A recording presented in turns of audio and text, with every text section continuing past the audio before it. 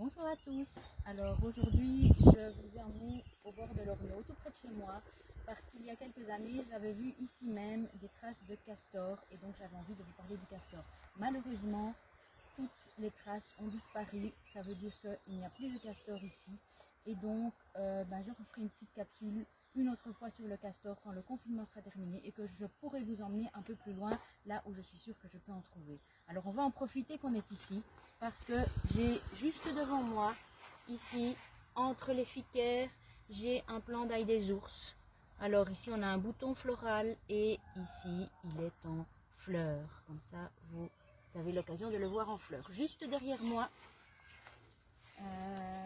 très léger ici dans la terre, au bord de la rivière, ici et un peu plus loin ici, on a des traces du chevreuil. Donc un chevreuil a dû passer par ici sans doute pour aller boire de l'eau dans la rivière. Alors venez, on va aller voir un peu plus loin. Alors ici on a des plants d'aillère, ceci, ici c'est de l'aillère. Des petites fleurs blanches sont en train de s'ouvrir.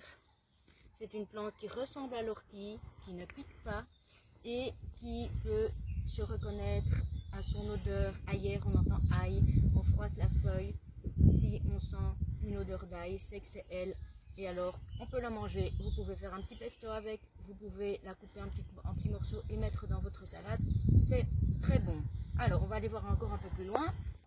Alors ici, tout ceci, toutes ces petites plantes ici, c'est du cresson.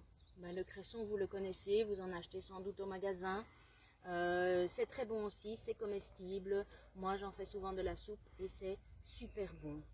Voilà, alors il y a encore une dernière plante que je voudrais vous montrer. Venez. Alors ici à côté de moi, ces grandes tiges toutes brunes, c'est de la renouée du Japon. Alors ça, ce sont les tiges de l'année dernière qui sont desséchées. Ces tiges sont creuses, alors quand elles sont sèches, moi l'année dernière je les ai utilisées avec les enfants en stage pour faire des petits hôtels à insectes. Alors c'est une plante qui pose vraiment problème parce qu'elle est envahissante. C'est une plante qui est originaire d'Asie et qui a été introduite chez nous et elle envahit, elle prend la place de beaucoup d'autres plantes et parfois on ne sait plus comment l'arrêter.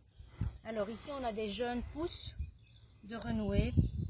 Les jeunes pousses de renouée sont comestibles, on les cueille, on les pèle comme des asperges, on les cuit comme des asperges et on les mange avec une petite vinaigrette, c'est aussi très bon. Voilà, j'espère que vous avez appris de nouvelles choses aujourd'hui et je vous retrouve bientôt pour une nouvelle petite capsule. D'ici là, portez-vous bien.